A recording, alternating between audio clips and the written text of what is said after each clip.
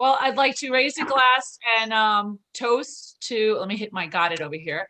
Toast to Leslie Snow for everything that you have done to bring the Ulster County Women's Network to where it is at. You picked up the reins when no one else wanted to do it. You put a lot of hard work, dedication, and most of all, your love and your passion into this group of women who you love. And from all of us, even the people that are not here, to you, thank you, thank you, thank you, thank you. Thank you. Cheers. You're welcome. Thank you. Labor of love. And as we say in yoga, namaste. Back to you. My hands were full. Yeah, and I leave the organization in good hands. I'm sure that'll be fine, and it will continue. It will continue. Melody Newcombe, past president, she founder and past president. I wasn't founder. Well, no. with the name. I was years though. Yes. But you kept it going for a long time, Melody. Anyway. Yeah. But I'm happy to see all of the new faces, happy to see beautiful faces that I know so well too. So. Yeah. Melody, I was mostly an active member during your tenure as president, and I remember all the wonderful things that you did and created, and just love you for it and love you for yourself. Let's do a toast to Melody, shall we? I'm happy to join the ranks of the past president. To Melody. Melody. Melody. Woohoo! So this event was organized by Judy Kerman, Gloria, and me, and Mostly you. thank you. Well, yeah, the gadfly. But anyway, it's really been a pleasure to put it together, and the plan for tonight is to celebrate and acknowledge and share a little bit about all the major season of light. I only had 2 sips of you. Season of light holidays that come between November and actually into early January. I'm actually going to introduce Marielle first. We're taking it mostly chronologically. So the plan was to start with Diwali, but Marielle has to join her radio program pretty soon. So Marielle is the manager of La Voz, and she is the host of this radio program that we will have to miss tonight. And Marielle, do you want to tell us a little bit about you, yourself? And I know that you grew up in Argentina. So tell us about, for one thing, Christmas in Argentina, because of course there's no snow then. Yeah. Hola a todas. So thank you so much for inviting me. And I can talk about Christmas in Argentina. I cannot talk about Christmas in Mexico. I know some things. We have similar celebrations, but not the same. Christmas, of course. Yes, it's summertime. People are dressed, light clothes. We have dinner very late. We have dinner outside in the terrace. We have dinner. The most important dinner is on the 24th, which is Noche Buena, or the good night, maybe. And that night, we have dinner like 10, 11 p.m. because first we have to go to the mass, la misa de gallo, the rooster's mass, which is the mass before the birth of Jesus. So we have to go. I say we have to go because that's the tradition. We have to go to that mass, and then we can have dinner, which is very late, but it's good to have a very late dinner because at midnight is actual Christmas. So we start toasting at midnight, and all the kids are waiting. Everyone have dinner very late, and there are fireworks. So I really like Christmas in Argentina because it's summertime and we get to see fireworks outside. It happens the same thing the week after for New Year's Eve. Also fireworks, we get to see fireworks outside. The children get gifts 2 times. One is for Christmas from Papa Noel, which would be Santa, right? And so the kids wait at midnight for their gifts and they don't go to bed and wake up. No, they have to open the gifts that at night. And the second time they get gifts, and that's also similar to the Mexican tradition, is for the Three Kings celebrations on January 6th. On January 5 at night, we leave our shoes at the entrance of the house, but on the inside or near a staircase, something like that. And that's where the Three Kings will come overnight and leave the gifts for the kids. And the following day, on January 6th, we wake up and see our gift. We leave water and grass or something like that. So water is for the Three Kings and grass for the camels that bring them. We don't leave cookies. And I guess that's smart because we don't want ants in the summer. Just grass and water. What else? I was writing down what things. Oh, something very important that we do December 8th, which is the day of the Immaculate. Yeah, I did. But you need to write stuff down. It's long. Sorry, somebody needs to mute.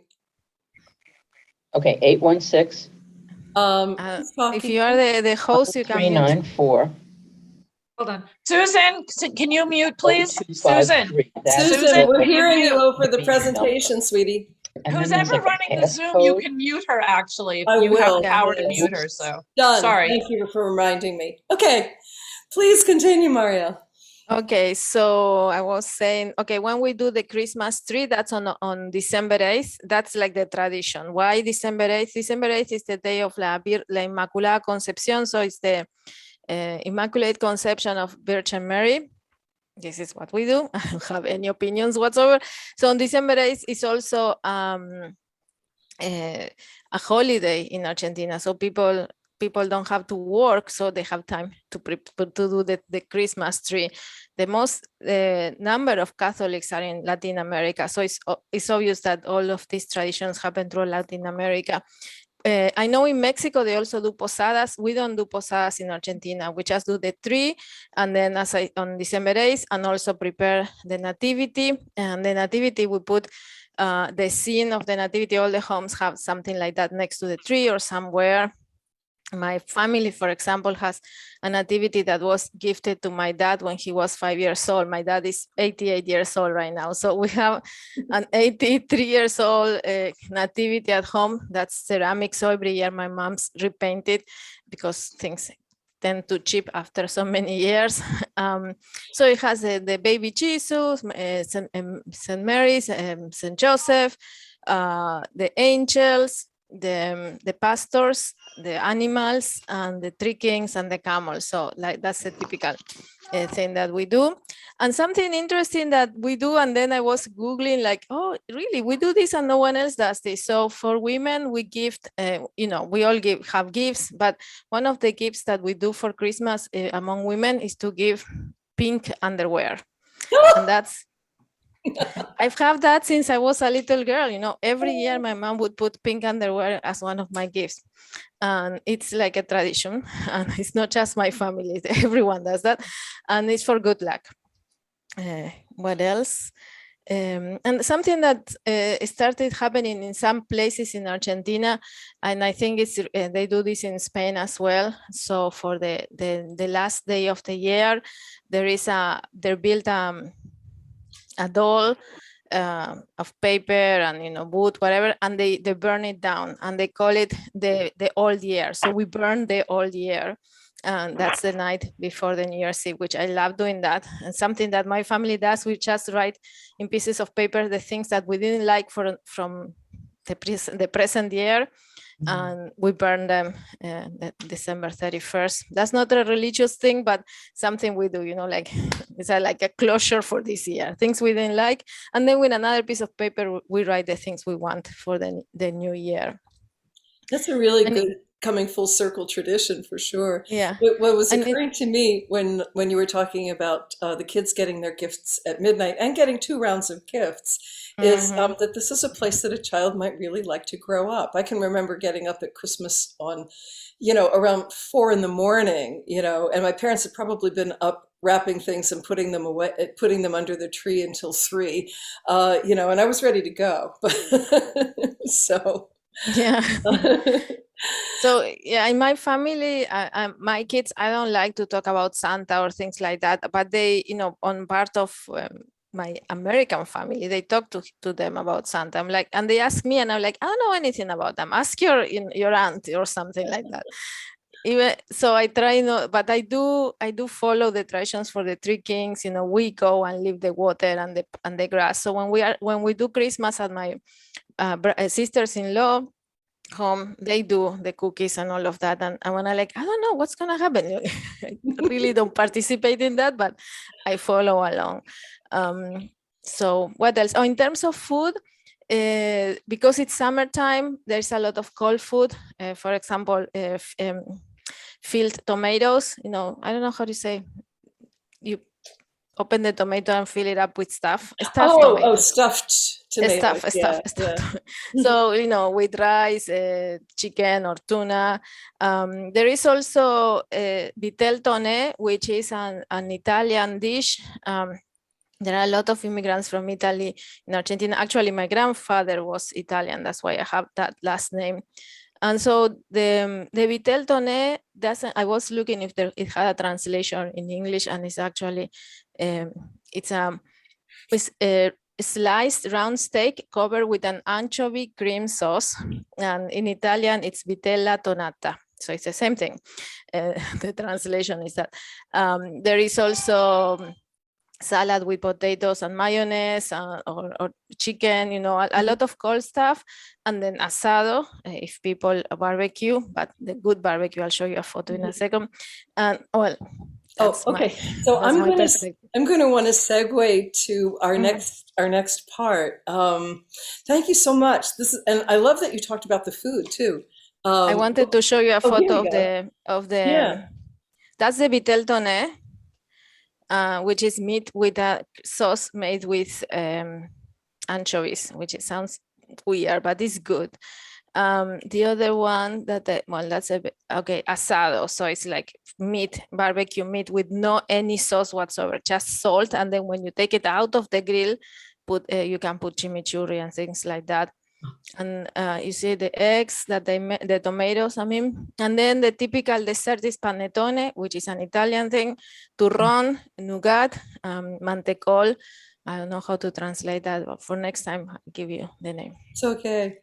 All right. Thank you so much, Marielle. I hope you have a wonderful broadcast tonight. Stay with us till you have to leave, okay? Okay. So I'd like to introduce now we're starting to go in our calendar order.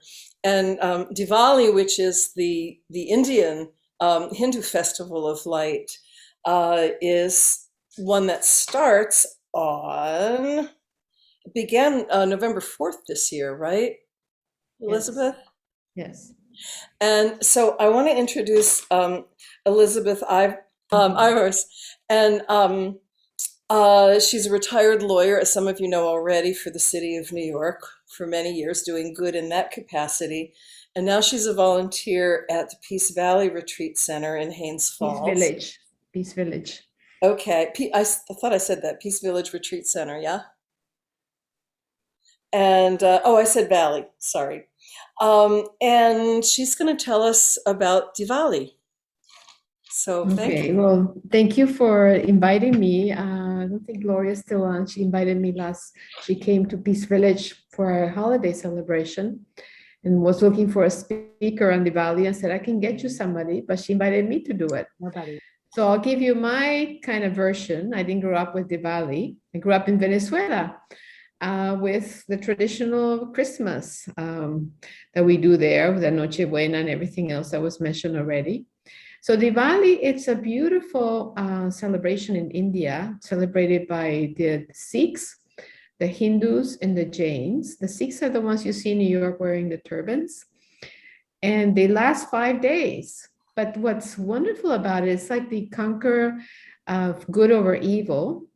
And before, in preparation for that holiday, they clean everything thoroughly. Every nook and corner gets cleaned up in the house. New clothing gets purchased.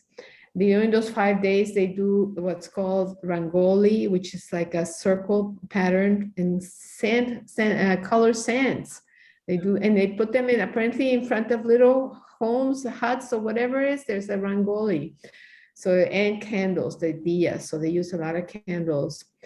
And what the reason why we celebrate in Peace Village is because there are a lot of people of Indians and Indian descent that come to the Peace Village. And the Peace Village belongs to the Brahma Kumaris, which is the largest spiritual organization run by women. And the leader just passed away at 104. And their headquarters is in India, where I've been many times. And they teach meditation and a beautiful recognition of who we are, who God is. So it's a very spiritual practice, which helped me a lot as a lawyer. I started 13 years ago, and then people noticed that I started becoming more patient, more tolerant. They say I didn't even look like a lawyer anymore. So it was a wonderful practice. So for Diwali, what it means for us is that not only do we clean our physical selves, in the homes, but we clean the inside, our thoughts, our behavior. That's what we begin to purify. And so it's a very significant that during that time, we celebrate that the light becomes the powerful one, the lights. And then we have the ability to be the light for everyone.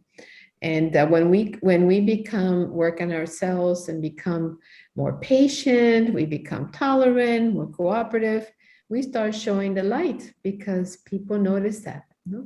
So that's what Diwali is all about, conquering of the evil by the good. And thank you for giving me an opportunity to share. Oh, Elizabeth, thank you.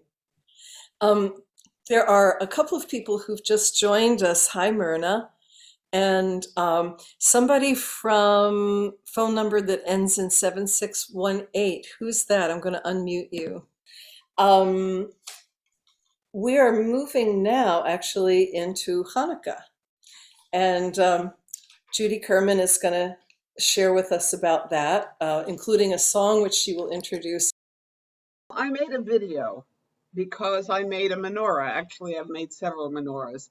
And the menorah, for those who don't know, it's actually a Hanukkah. It is a 9-branched candelabra, one of which is the servant, and the other 8 are the candles for the days. And there is a tradition that the great sages Hillel and Shammai had a disagreement over whether we should start with 8 lights and then reduce it by a candle every day, or we should start with 1 light and add a candle every day. And the tradition teaches that they're both right, which is often what happens in these disputes between Shammai and Hillel. But we should always, until the Messiah comes, we should always increase the amount of light in the world. And so the tradition is that you start with 1. The holiday started traditionally with the victory of the Maccabees over the Greeks and the government that the Greeks had put in. And the Greeks had expected the Jews to worship their gods, and the Maccabees would not have any of that. So when they defeated the Greeks and the Syrians, they went to the temple, and there was only enough oil left to light the menorah for 1 day.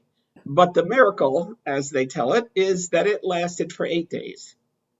And so the food that is associated with Hanukkah, at least in the Eastern European tradition, is potato pancakes and donuts, both of which are fried. The point is not the sweets, it is the oil. This is the classic Hanukkah song. It's called Ma'od Tzur, which means essentially Rock of Our Salvation. I'm only going to sing the second verse of 3 because that kind of tells the Hanukkah story. It's my translation. It's a little bit different from the conventional ones, but close enough. Children of the Maccabees, having saved their nation, came to light the temple flame, filled with jubilation. 1 day's oil remained them, which 8 days sustained them, and its light, pure and bright, shone in celebration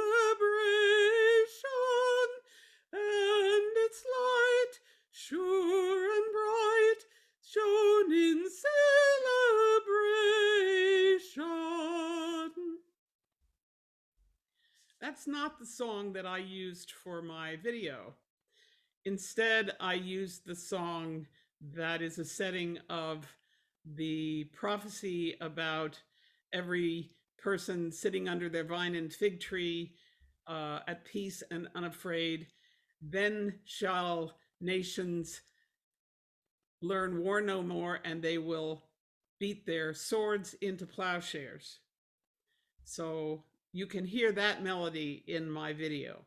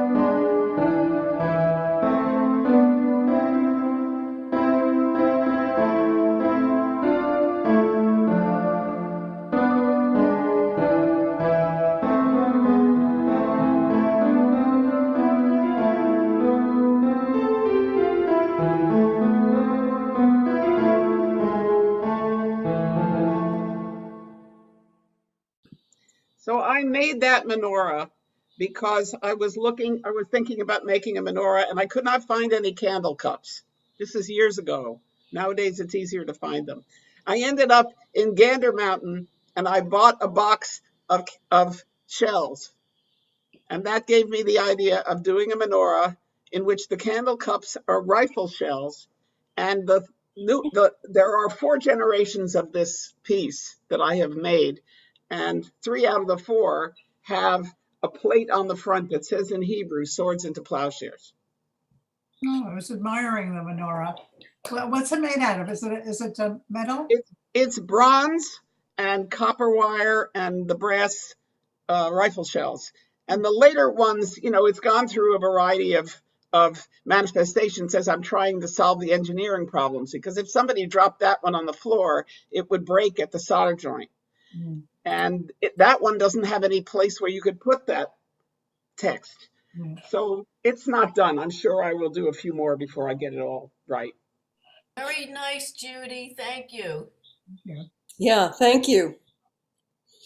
And I should mention, because I didn't do a real introduction for Judy, I know Judy as a really fine poet, also a wonderful singer who's studying singing with me at this time. But she's the publisher of Mayapple Press in Woodstock, and she's also involved in a number of, shall I call them civic committees, Judy? Yeah. So she does. I keep busy. I've been accused of keeping busy, but I do watch Netflix at night when I don't have a meeting. I don't see Gloria unless this phone number is Gloria, and I keep wondering who is 7618 there. She was going to introduce Solstice, excuse me, and lead us in a goddess prayer. What I can do right now for Solstice, I was part of a group that met at Miriam Berg's house, Miriam and Nancy Summer, for many years as a women's circle. And part of what... Hello? Hello? Hello? Who's this speaking? Is Gloria. Is that Gloria on the phone? Is Gloria. Okay. So Gloria on the phone, right? I'm so glad you're back. I was planning to do this little song anyway, Light is Returning, and then I would love for you to lead us in the goddess prayer, yeah? Okay. All right. Also, Melody has asked whether she can do a short song from Norway, so we're going to work that into our plan too. Absolutely. So this song is called Light is Returning. Excuse me, it's very short. And it goes like this. Light is returning, even though this is the darkest hour. No one can hold back the dawn. Let's keep it burning. Let's keep the light of love alive. Make safe the journey through the storm. One planet is turning, circle on her path around the sun. Earth Mother is calling her children home. And we used to do that a little bit as a round. So Gloria, over to you, please, dear. Okay. What I would like to do is call in the 4 directions, which would be east, where the sun rises, it's the new beginnings, and also the south, which is the time of inspiration. It's the hearth, it's the fire, it's the sunlight, it's the starlight, moonlight, it's the light within ourselves. And west, which is water, and we're almost 99% water as our bodies, and this is a water planet with some continents floating on it. And water holds memory, and we need to learn from water because water is life. We come from water. And also north, which is the physicality. It's the planet itself, and this beautiful girl, Gaia, Mother Earth. And she is our bodies, and we are all part of one living whole. And the center connects all of it. So the center is what we call holism, so that we're using all of the attributes of, it's almost like white light versus the stripes of the rainbow, which has different colors, but it's all part of the one. And that would be referred to like cosmos, no beginning, no end. Everything is a continuum. It's just a beautiful interconnection of all life in all of her changing forms throughout not only this planet and solar system, but throughout everything that we can't even imagine. So I'm just going to do a universal call to the attributes, the elementals, and ask all of these beautiful goddess forms to be with us in this circle and to bless us as we bless ourselves and each other, because that is the whole meaning of love and life. That's what we're here for. And I would like to sing a little song, which is, and you can substitute the word goddess for Mother Earth, cosmos, the all there is, the one, the way, the source, the I am. You could use God, you could use whatever you'd like to use, but I'm going to use goddess because I'm using the maternal aspect, creative force, the feminine aspect of Mother Earth and her creation. We all come from the goddess, and to her we shall return like a drop of water flowing to the ocean. We all come from the goddess, and to her we shall return like a spark of flame floating to the heavens. And that's usually sung in three cycles, representing the maiden, the mother, and the crone, the aspects of our life, which is the innocence of youth, the youthhood, and then our creative powers, and then when we give back, our wisdom. And sometimes that can happen at any age, at any moment, that we're using the innocence of looking at each situation in a new way and not bring preconceived notions to it, using our creative motherly force of giving birth to our own reactions and choices, and the wisdom, almost like the serenity prayer, the wisdom to know the difference between our own patterns and what our highest good would be, so that we embrace all of those aspects at once. So for the sake of time, I'll just do that one round and ask all the directions to please continue to guide us and to bless us with the wisdom of their attributes, so that we are inspired by each new dawn to look at life in a fresh way. The sunlight and the moonlight to bless our heart so that we are always walking in the light and that we shine our light. Reminds me of the Pete Seeger song, "This is the Light of Mine," but I won't sing that one.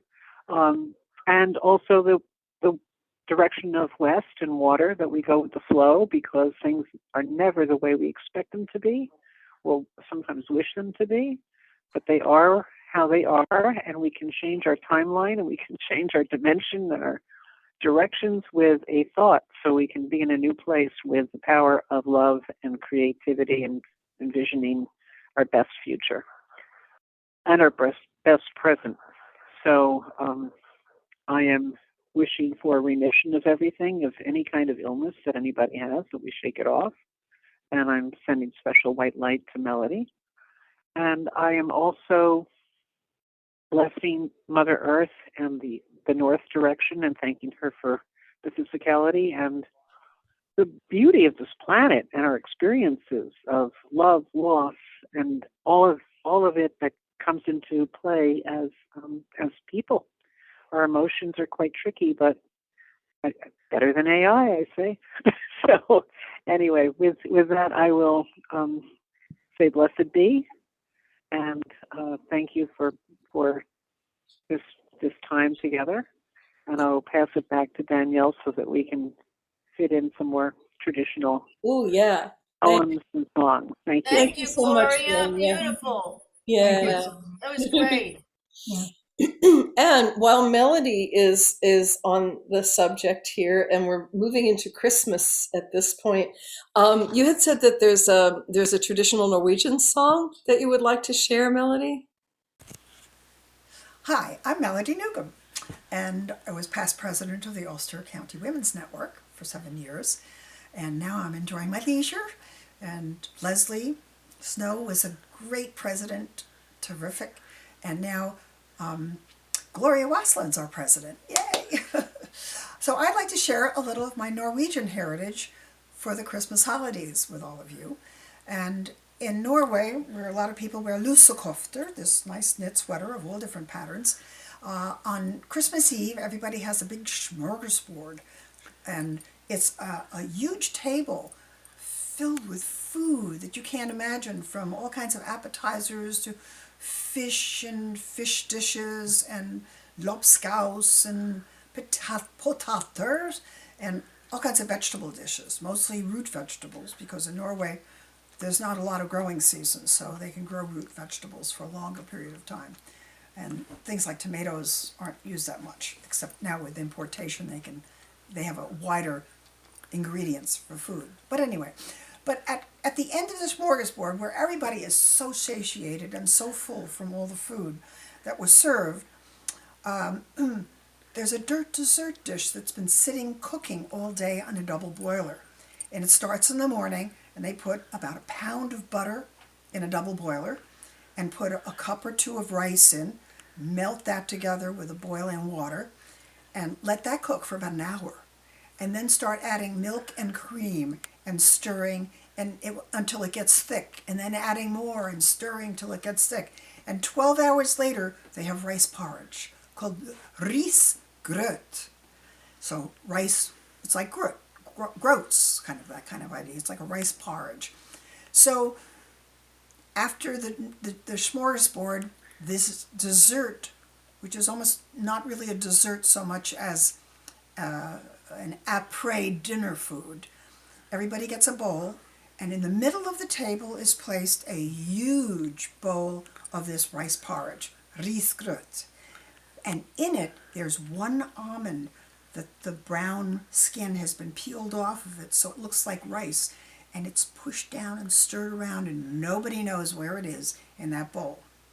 So you begin to serve yourself all around the table from this main bowl, and the idea is whoever gets the almond gets a marzipan pig, usually pink with a big bow around its neck, as a special prize.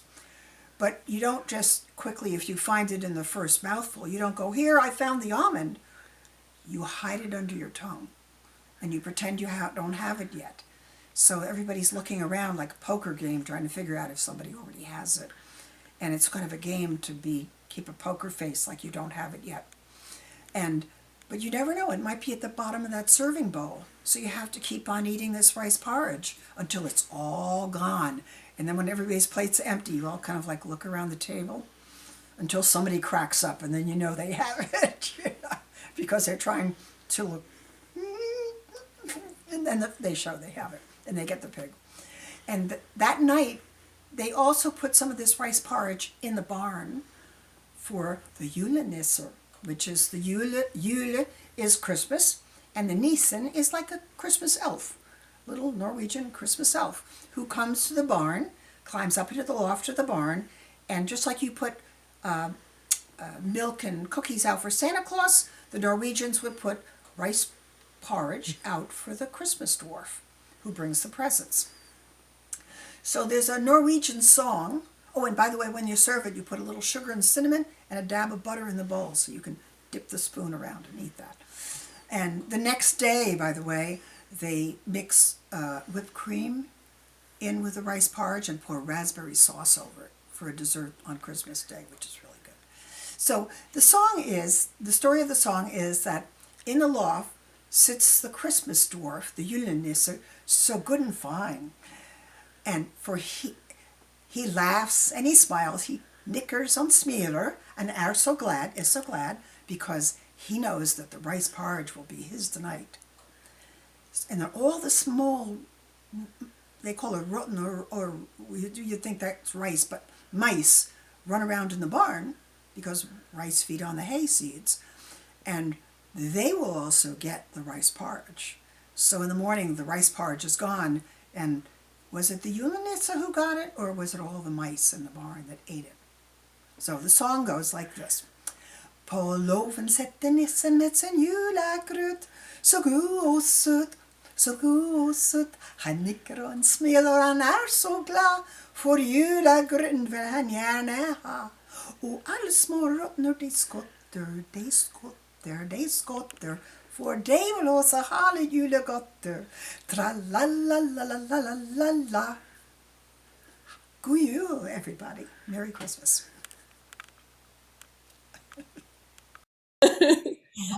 And now that we're at Yule, thank you so much, Melody. I didn't know about that. It's a great little song and a story.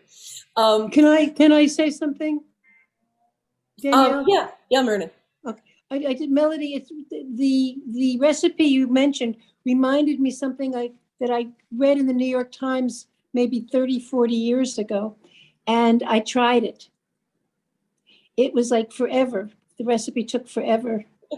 And I tried it, and it wasn't bad, but had no relationship to the recipe when it finished. And but it was wonderful.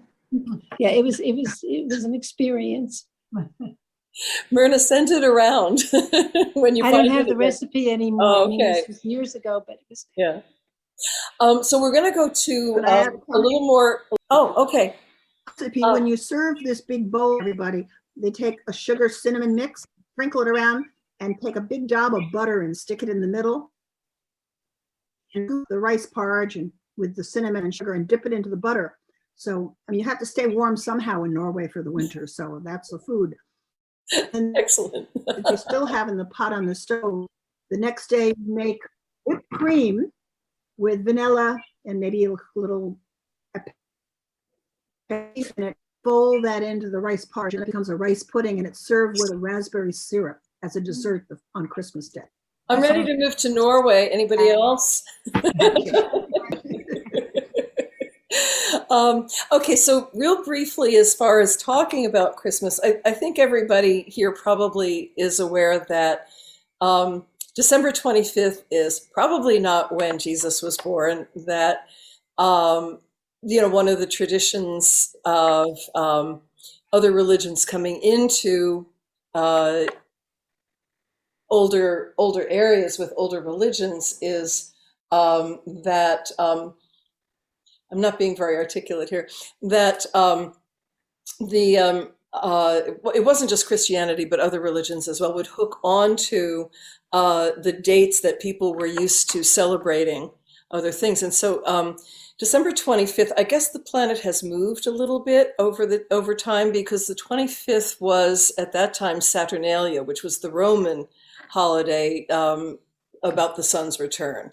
And so that's evidently, according to biblical scholars, how that date was arrived at. Judy and I have a little song to do together, actually. It's called the Cherry Tree Carol, and it dates back to probably about the 15th century, or even the 14th century. And it tells a little story, which we will share. I don't have a hurt finger. This is for this guitar, which I've actually never played before this week. So forgive the playing that I do. And Judy's going to start it off. When Joseph was an old man was he married Virgin Mary, the Queen of Galilee. He married Virgin Mary, the Queen of Galilee. Oh, Joseph and Mary were in the orchard green. There were berries and cherries so thick as might be seen. There were berries and cherries so thick as might be seen.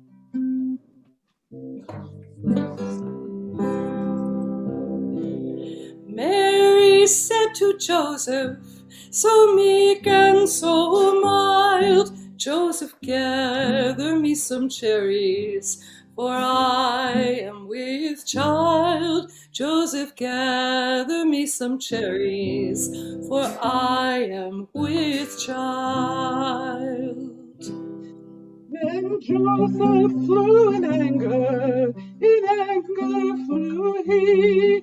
Let the father of thy baby gather cherries for thee. Let the father of thy baby gather cherries for thee.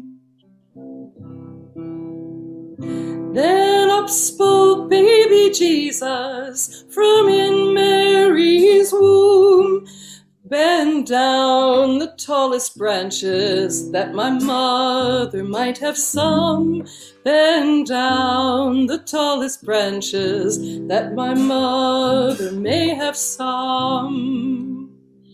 Then bent down the tallest branches, till they touched Mary's hand. Cried she, oh, look thou, Joseph, I have cherries by command. Cried she, oh, look thou, Joseph, I have cherries by command. When Joseph was an old man was he married Virgin Mary, the Queen of Galilee. He married Virgin Mary, the Queen of Galilee. That was beautiful. That was beautiful. That was absolutely beautiful. Oh, Very thanks. coordinated. Very well done. Thank you. Thank you. Now we're going to have a little Christmas levity. What would a holiday especially in and around Woodstock be if we didn't have a visit from Mick Horowitz in the form of a visit from Beat St. Nicholas, which Barbara Lubell is going to do. So Barbara, you ready to jump in? And then she's going to also do, Barbara, I'm going to say maybe 2 of the fiddle tunes, if that's okay. Just pick your 2 favorites. She, by the way, has described herself as a fiddling stonemason, parody lover, and fire goddess from Palinville. So here we go. Thank you.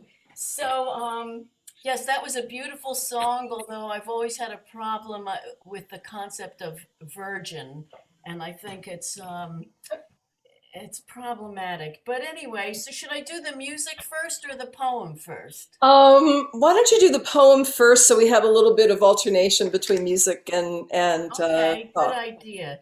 So this Alrighty. is written by Mikhail Horowitz, which I'm sure a lot of you Woodstock people have are familiar with. And I was telling Danielle that he wrote this parody of "'Twas the Night Before Christmas," and he also did a vampire version, which was deemed inappropriate. So this is as if Santa Claus was like a real beatnik. So I got my beatnik beret on, and there's some drug references here, but I'm sure you won't mind. Speaking of virgin, my virgin ears. Okay, go ahead. This is a visit from Beat Nicholas. "'Twas the night, what? Well, I'm still in the vampires thing. Okay. "'Twas the night before Christmas, and all through the pad, not a hep cat was wailing, not even old Dad. The hash pipes were hung by the fireside with care, and sweet pungent smoke was pervading the air. The kids nodded out, so they all hit their sacks, and me and the chick were like set to relax. It was mood indigo, and the vibe was serene, in the hopes that the fat cat would soon make the scene. But then from the street there came such a crash that I ran to the toilet and flushed down my stash. I was paranoid, Dig. That's what bad reefer does. Thought one of my neighbors had dialed the fuzz. But no, it was Fat Cat, hung up on the roof, with 8 swinging deer led by one red-nosed goof.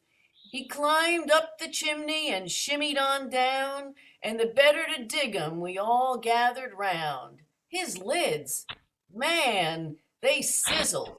His dimples were smiles. His cheeks were like dizzies. His shade were like miles.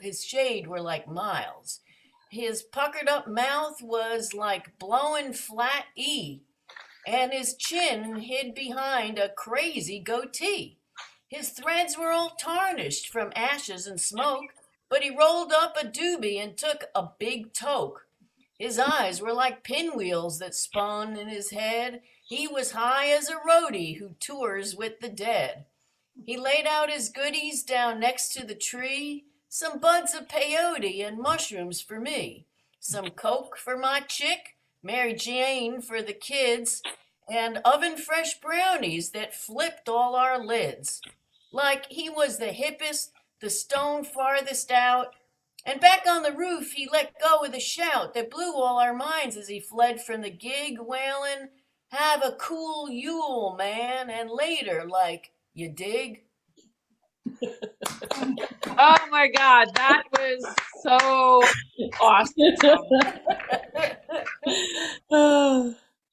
Okay, why don't you move into a couple of fiddle songs for us? Okay, I'm just gonna, I have like a medley of 4 tunes that I was gonna play twice, but I'll just play them all once. There you go. Awesome. Yeah, and the first one, I don't know what it's called, and the second one is called Juice of Barley. These are all like hundreds and hundreds of years old, so Juice of Barley's probably like refers to It's something. a very Irish tune.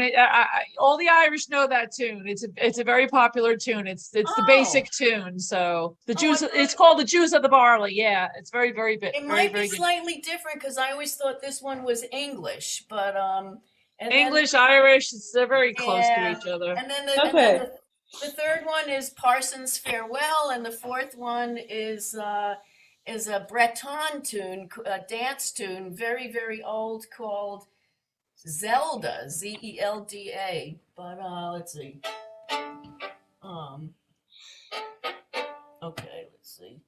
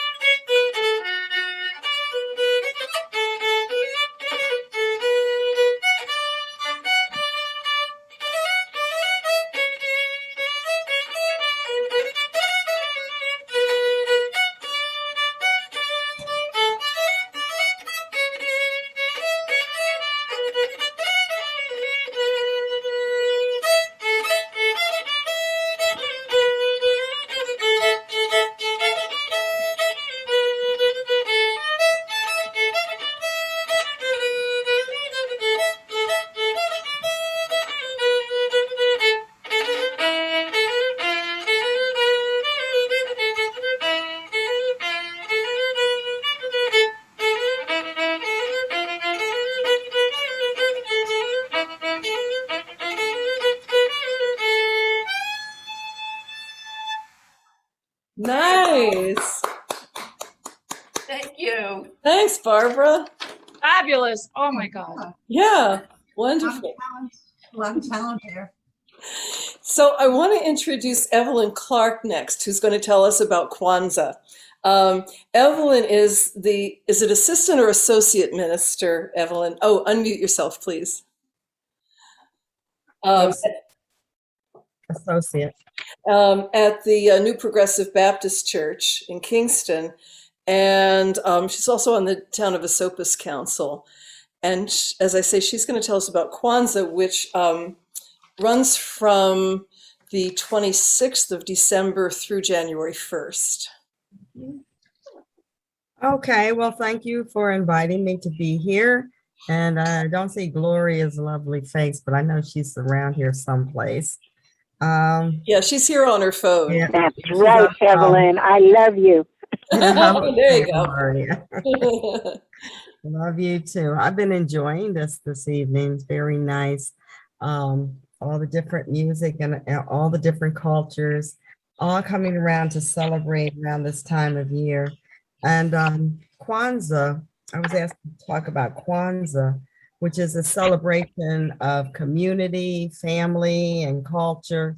It was established as a means to help African Americans connect with their African roots and heritage.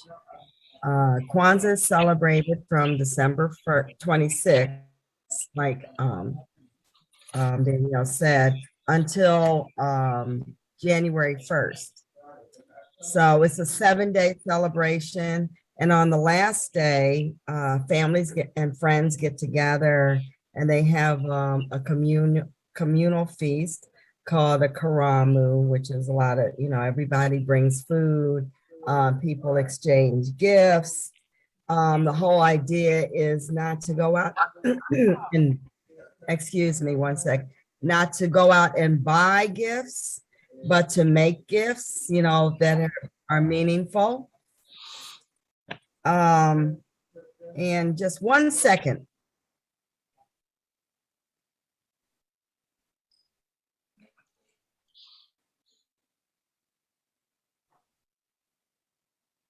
Okay. This celebration, of course, my husband would get on the phone as soon as I started speaking, right? Dr. Milana Karinga introduced this festival in 1966 to the United States as a ritual to welcome the first harvest to the home. And we began, me, my husband, my family, we began celebrating Kwanzaa in the early 1970s when we were part of a Pan-African community in Brooklyn. After relocating back to the Hudson Valley, we shared Kwanzaa with the student community at SUNY New Paltz and other various community organizations. But primarily, Kwanzaa is a celebration that encourages families to come together to learn more about Black culture and heritage. So part of the Kwanzaa celebration, is all of the accoutrements. We don't have a tree, but there's like a mat, and there's the candle holder, somewhat akin to the Hanukkah celebration, where they have eight candles to commemorate the 8 days. This candle holder has 7 candles, and the candles are traditionally red, black, and green, which is the colors of the Black flag. They also have like the dried corn maize to represent the children.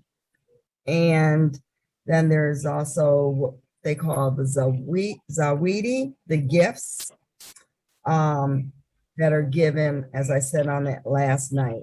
There are 7 principles, which are the foundation of Kwanzaa. And the 7 principles of Kwanzaa are umoja, which means unity, Kujijakalia, and these are all in Kiswahili, which means self-determination, Ujima, which is collective work and responsibility, Ujamaa, cooperative economics, Nia, which is purpose, and Kuumba, creativity, and the last one is Imani, which has to do with faith.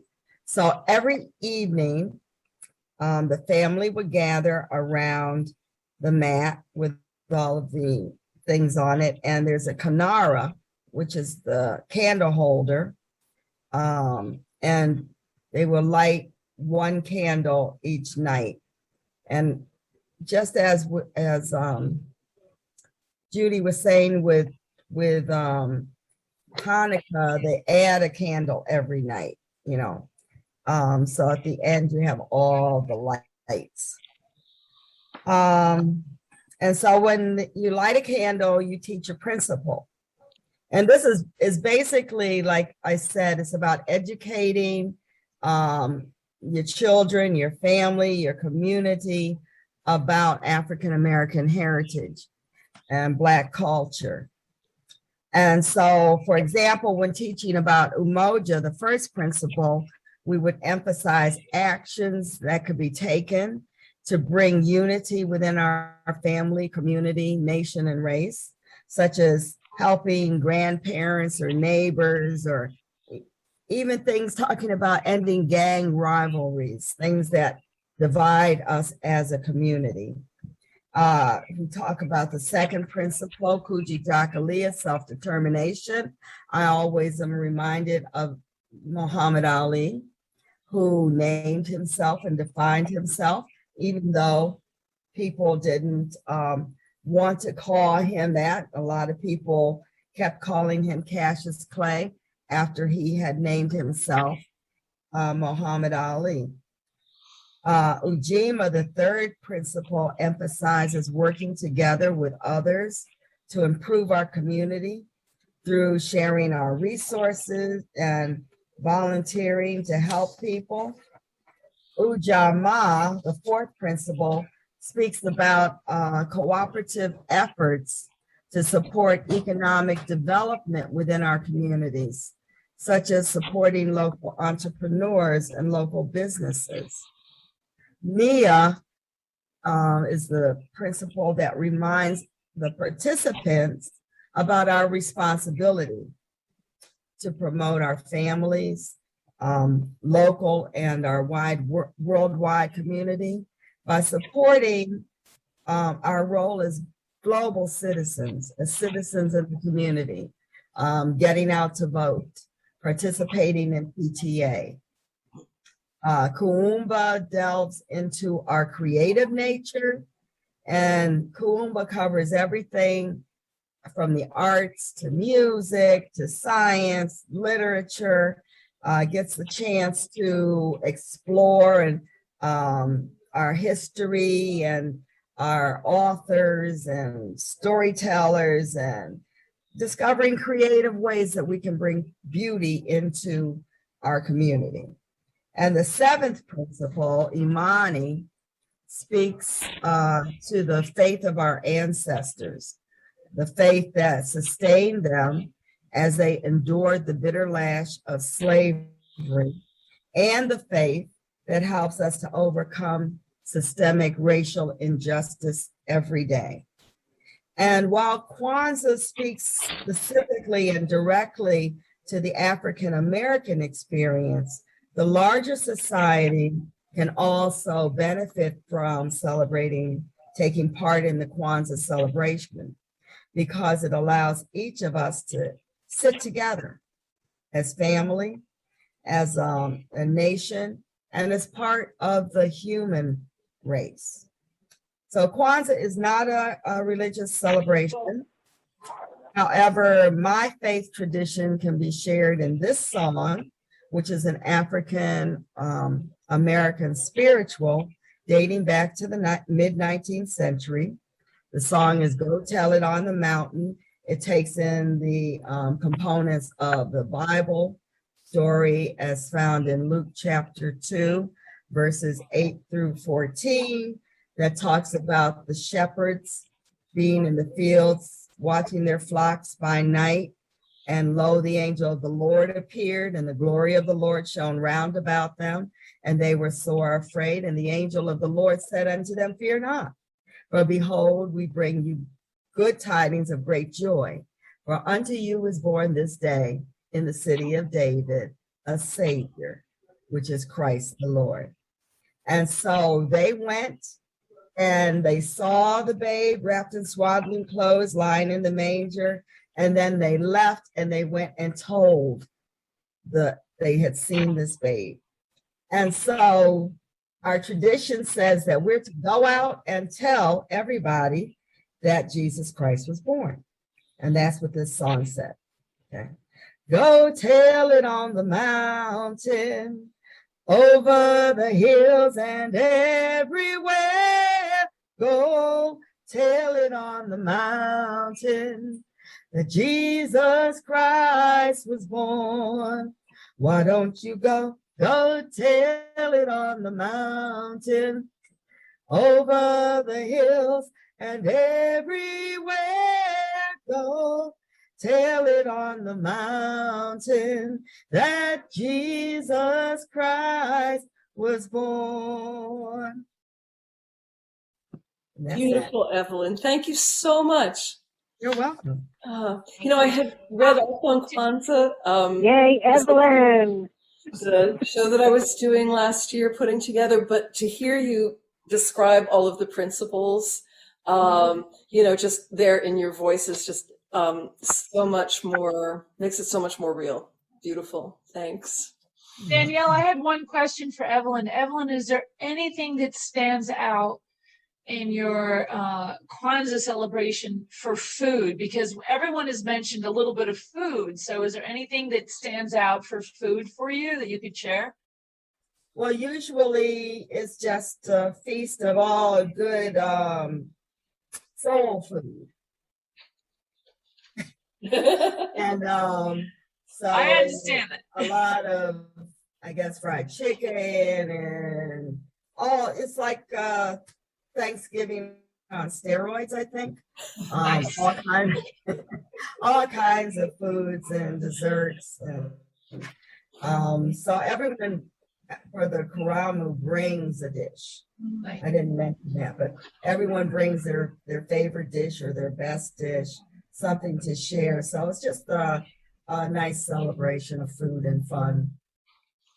Cool. Thank you. Danielle, if I may, I would love if everyone that's with us this evening, if they have a special celebratory dish that they could share on how they celebrate the winter season, that would be brilliant. So we could all try this dish in our home. I love recipes. I try every recipe everyone gives me. Sometimes they fail, sometimes they're good, but this would be so special if we could have a little bit of all the women from the Ulster County Women's Network in our home by having a recipe. So that's just an idea. Great idea. I think that's a great idea, Anne Marie. I will contribute what restaurants I like to go to. Oh my God, Gloria, you're funny. I don't cook. I will contribute what I like my husband to cook. I discovered that Gold's potato pancakes in an air fryer are quite nice. So that's how I do latkes. All right.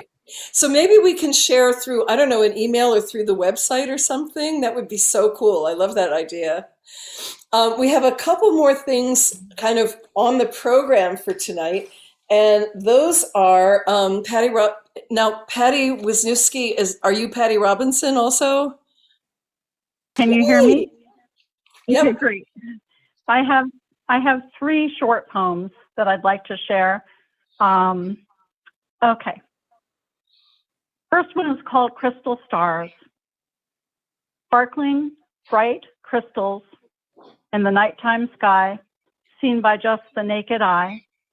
You amaze us, yes, we know, by your splendorific show. Sweet melodies and rhythms of light, your glow lights up our night. And when by day with skies so blue, we never get a peek at you, yet you are there when sun goes west, shining, sparkling at your best. Oh, great crystals up so high, twinkling like the lullaby, soothe our weary beating parts, bring our senses to our hearts. This is the second one. I don't know if any of you know about nightingales, but I've been writing since I was 9 years old, and quite often I'm inspired to do research on certain subjects as I come to know something. And she sang a sweet song that pierced the night air, calling, "Morning is coming, a new day draws near." Before light could be seen in that space in between, her melody took flight as she welcomed the light. A day, yet another, has arisen for me as I get to live out my destiny. I will hope for the future, but live in the now. Not sure how I'll do it, but I'll do it somehow. She sang a sweet song that pierced the night air, calling, "Morning is coming, a new day draws near." I like that. And this is the last. Touchdown. Mesmerized, I stared into a void, a space where no light or hope could find a niche. Yet I couldn't believe in doom, so I forged one small ray of golden light with all the deep desire in my soul to overcome and live the life I love. I broke the spell, and if I fell, I merely touched the ground, no longer facing an abyss. I'm settled and I'm found. Thank you. Oh, Thank you. Yay! And Yay, now I would Patty. like everyone. It's beautiful, Patty. That was absolutely beautiful. Thank you so much, Patty. I'm glad you persevered. This was great. Yes, thank you. So now I'd like everybody to raise a glass. And I'm wondering if everybody already knows there are a couple of very familiar wassail songs, but this is the one, this is Here We Come a Wassailing. And I thought for the chorus, we all ought to unmute and we can sing the chorus, which goes, "Love and joy come to you, and to you your wassail too, and God bless you and send you a happy new year. And God send you a happy new year." So what we'll do with the chorus, I'm just going to sing the verses in regular time. What we found back over a year ago when I did a Sing into Joy presentation for this group, is that if we slowed things down, we did a little bit of singing together at the very end, that we actually could kind of hear each other and know when the last person had tapered off. So I'll leave some space in the chorus in between the lines for us to do that. And it's a kind of a nice listening exercise too. So here comes the first verse. Here we come a-wassailing among the leaves so green. Here we come a-wandering so fair to be seen. Love and joy come to you, and to you wassail too. And God bless you and send you a happy new year. And God send you a happy new year. And I think maybe just one other verse, which I'm gonna turn the words around a little bit. God bless the mistress of this house, likewise the other two, and all the little children that round the table go. Ready? Love and joy come to you, and to you your wassail too. And God bless you and send you a happy new year. And God send you a happy new year. Not bad. Great. So, cheers, l'chaim. What do you say in Norwegian, Melody? Cool. What's the Skål. Skål, of course. Skål. Sláinte, right? Anne-Marie. So, thank you all for coming. This has been such Sláinte, a Sláinte, yep. Sláinte, good. Okay, so once again, thank you, everyone. This has just been lovely to be with you all. Danielle, could we ask that Pat the poems on our website because they're beautiful? Yeah, that's actually up to the folks who are running the organization. So Anne Marie, Gloria, you can work that stuff out along with the recipes. If you want to see my crazy video again, I have my own YouTube channel. There you go. You can go to Judith Kerman channel, and there are a number of things on there, but that's one of them. Oh, great. Great. Anybody else want to say anything before we go?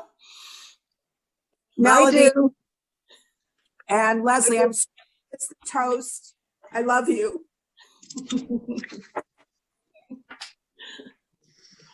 Okay, good night, everybody.